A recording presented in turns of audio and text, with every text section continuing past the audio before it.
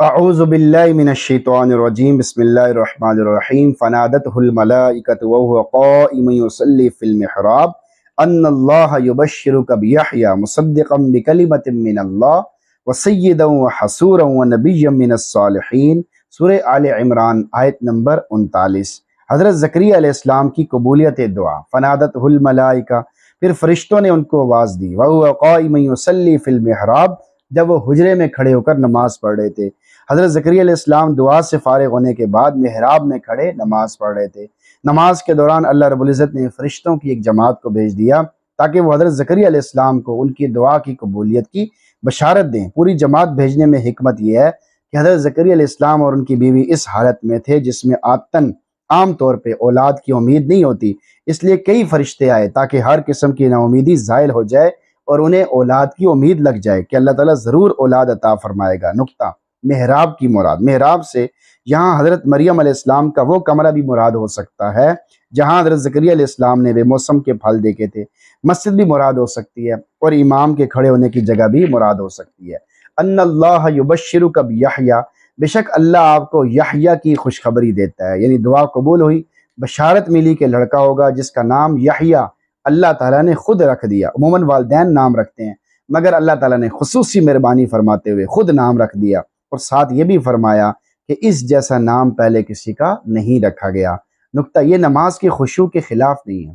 حضرت زکریا علیہ السلام سے فرشتوں نے نماز میں کلام کیا، اس سے تو دل کی توجہ جاتی رہتی ہے، حضور قلب جاتا رہتا ہے، تو اس کا جواب یہ ہے کہ یہ بھی اللہ تعالیٰ کا پیغام تھا۔ اللہ تعالیٰ کے پیغام کی طرف توجہ یہ عین دل کی توجہ ہے، لہٰذا اس میں کوئی تضاد نہیں ہے، یہ عین حضور قلب ہے۔ مصدقا بکلمۃ من اللہ، اللہ کے ایک حکم کی گواہی دے گا، یعنی ایک حکم سے یہاں حضرت عیسیٰ علیہ السلام مراد ہیں جو اللہ تعالیٰ کے حکم سے بغیر باپ کے پیدا ہوئے ہیں۔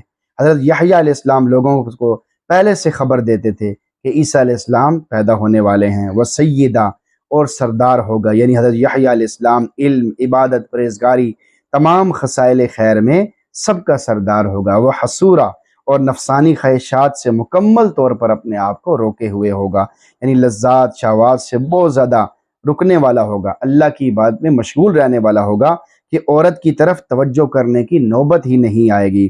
یہ حضرت یحییٰ علیہ السلام کا مخصوص حال تھا جس سے امت محمدیہ صلی اللہ علیہ وسلم کے لیے کوئی ضابطہ نہیں بن سکتا۔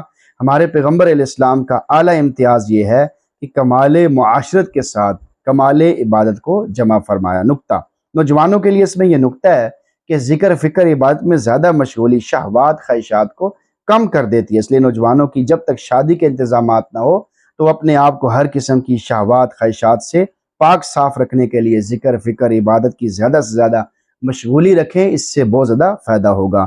وَنَبِيًّا مِّنَ الصَّالِحِينَ، اور صالحین میں سے نبی ہوگا، یعنی ان لوگوں میں سے ہوں گے جو نیکی میں کامل ہوں گے اور کامیابی کے کمال کو پہنچنے والے ہوتے ہیں اور صغیرہ کبیرہ گناہوں سے پاک ہوتے ہیں۔ آیت کا میسج آپ کے نام، مایوس نہ ہوں، اللہ تعالیٰ نیک بندوں کی دعائیں کرامت کے طور پر حیرت انگیز طریقے سے قبول فرما لیتا ہے۔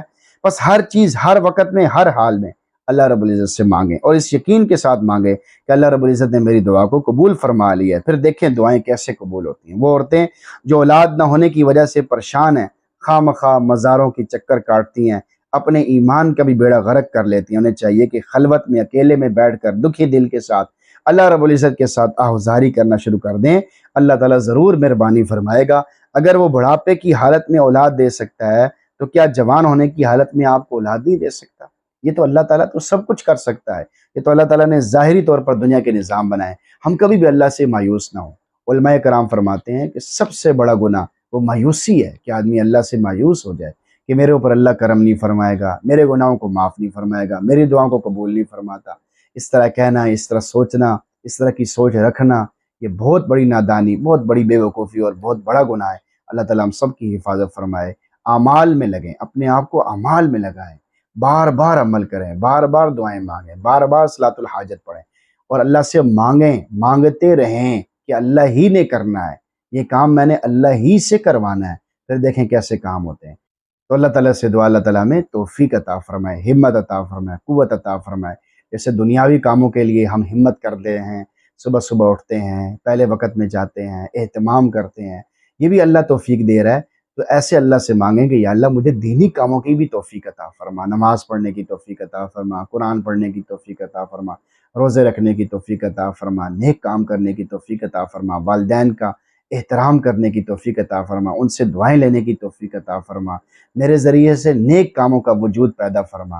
اللہ تعالیٰ ہم سب کو توفیق عطا فرمائے اور ہم سب کو قرآن پڑھنے سننے سمجھنے کا بھی اہتمام نصیب فرمائے، آمین۔